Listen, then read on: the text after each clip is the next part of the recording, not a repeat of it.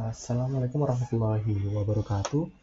Jadi di sini perkenalkan nama saya Muhammad Raden Tiaji dengan NRP 5017241031 dan pada kali ini saya akan menjelaskan tentang apa sih metode geofisika berdasarkan apa yang sudah saya cari di internet. Dan saya membuat video ini dalam rangka mengerjakan tugas mata kuliah P3 atau pengolahan data geofisika dan juga untuk menambah wawasan bagi diri saya sendiri juga. Kita lanjut.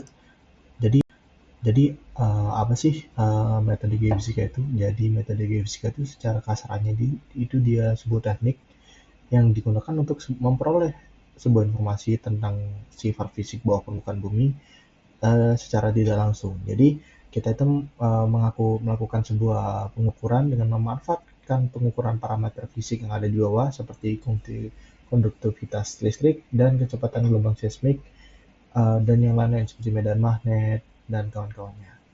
Nah, itu dilakukan buat apa? Buat kita tahu dan kita bisa memetakan struktur dan komposisi bawah permukaannya seperti apa. Lalu apa saja metode geofisika? Nah, metode geofisika ini pada saat saya mencari-cari ada dua, dibagi menjadi sumber energi dan fenomena fisik yang diukur. Untuk sumber energinya sendiri ada dua, ada aktif dan ada pasif, di mana aktif dan pasif itu beda di sumber energi seperti tadi. Yang aktif itu dia eksternal alias dari luar seperti dari manusia TNT. Nah, yang pasif itu dia alami gitu. Lalu berdasarkan fenomena fisik yang diukur. Jadi berdasarkan fenomena fisik sejauh ini saya menemukan ada 5. Yang pertama ada seismik, ada elektrik, ada gravity, magnetic, dan elektromagnetik. Yang pertama kita masuk ke dalam metode seismik, di mana dalam metode seismik sendiri itu yang kita ukur adalah gelombang seismiknya yang dipantulkan atau dibebaskan oleh lapisan bawah permukaan untuk pemeriksaan struktur geologi. Nah, aplikasinya buat apa? Biasanya buat eksplorasi minyak dan gas dan pemetaan struktur geologi dalam. Lalu ada 3 jenis metode turunan, ada refleksi, ada seismic refraksi, dan ada MISW atau multi-channel analysis surface waves. Yang perbedaannya itu yang pertama di refleksi sendiri dia itu mengukur gelombang yang dipantulkan dari batas antar lapisan di bawah. Sedangkan refraksi itu sama akan tetapi dengan kecepatan yang berbeda. Dan multi-channel analysis of surface waves atau MISW itu menggunakan gelombang permukaan untuk memetakan lapisan bawah permukaan gitu. Jadi dari gelombang atasnya. Lalu yang kedua ada metode seismik cuman yang pasif. Sedapat saya yang pasif itu ambient tomography atau ANT. Itu menggunakan suara latar alami yang ada di sekitar untuk mengukur kecepatan gelombang seismik bawah permukaan. Nah, aplikasinya itu buat menganalisis struktur bawah permukaan di area yang jarang memiliki aktivitas manusia. Karena jika ada aktivitas manusia, dia sangat bisa dibilang sangat sensitif sekali begitu. Lalu yang ketiga metode geolistrik. Jadi geolistrik sendiri itu dia yang diukur itu resistivitas listrik bawah permukaan dengan mengalirkan ya arus listrik. Karena dia mengalirkan arus listrik, dia itu masuk ke dalam metode aktif.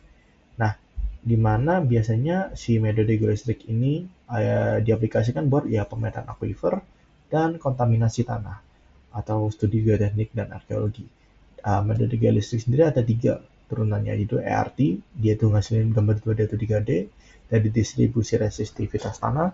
Terus ada induced polarization atau EP, dia tuh mengukur akumulasi muatan di bawah permukaan, dan ada self potential atau SP, dia tuh mengukur perbedaan potensial alami yang dihasilkan oleh pergerakan fluida.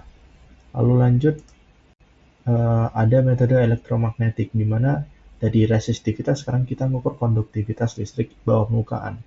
Nah, biasanya elektromagnetik ini dibuat eksplorasi mineral yang paling sering setahu saya. Lalu untuk metode turunnya ada magnetotelurik, itu dia menggunakan fluktuasi medan magnet. Terus ada frekuensi domain elektromagnetik, itu menggunakan frekuensi tetap untuk survei bawah permukaan. Dan ada ground penetrating radar atau GPR, itu menggunakan gelombang elektromagnetik untuk mendeteksi objek atau lapisan yang ada di bawah permukaan tanah. Lalu yang selanjutnya ada metode gravitasi, di mana ya seperti namanya kita mengukur sebuah medan gravitasi, untuk mendeteksi ya kepadatan material yang ada di bawah permukaan. Jadi berhubungannya dengan ya mungkin densitas batuan gitu. Untuk aplikasinya pasti pertama sering digunakan untuk pemetaan struktur geologi bawah dan studi tektonik bumi. Jadi ada dua turunan pada saat saya mencari di beberapa sumber buku dan jurnal. Ada gravity absolute, yaitu mengukur percepatan gravitasi secara langsung, dan gravity diferensial, yaitu mengukur perbedaan percepatan gravitasi antara dua titik. Dan yang terakhir metodenya yang adalah metode magnetik, tapi juga metode magnetik dia itu mengukur medan magnet bumi. Aplikasinya ada banyak seperti eksplorasi mineral, pemetaan struktur geologi bawah, dan studi geoteknik seperti tadi. Nah, metode magnetik itu turunannya ada 3, ada marine magnetik di mana ya mengukur medan magnet di dasar laut. Terus ada ground magnetic menggunakan magnetometer untuk mengukur variasi medan magnet di permukaan tanah, dan ada aero. Seperti namanya aero berarti dia menggunakan pesawat terbang yang dilengkapi magnetometer untuk mengukur variasi medan magnet dari udara begitu.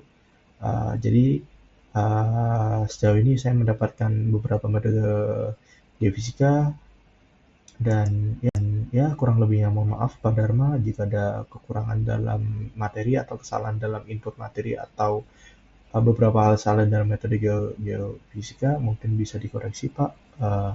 Terima kasih. Wassalamualaikum warahmatullahi wabarakatuh.